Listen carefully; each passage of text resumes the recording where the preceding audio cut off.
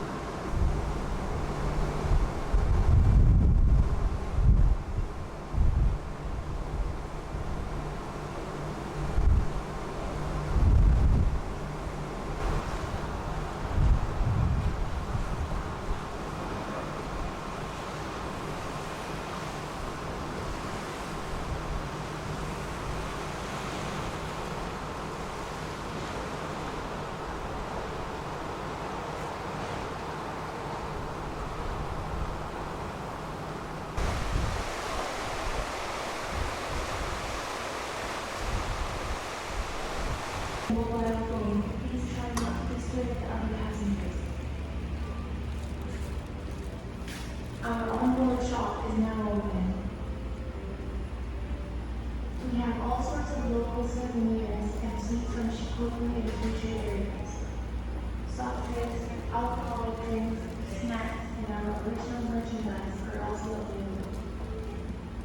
Please feel free to visit us. Thank you for traveling with us. Please make yourself comfortable until the ferry leaves the port. Thank you.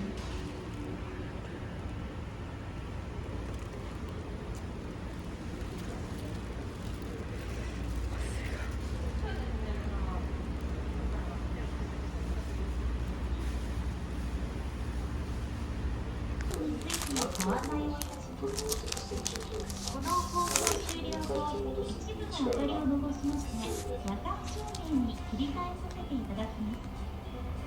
二等室のお部屋の明かりが現金、非常気類には十分ご注意ください。特に配布をしまった側のお荷物を荷物棚に置いたり、枕元に置くことはおやめください。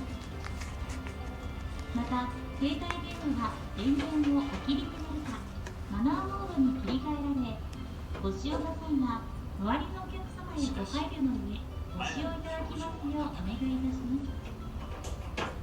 この放送をもちまして、案内所業務を終了させていただきます。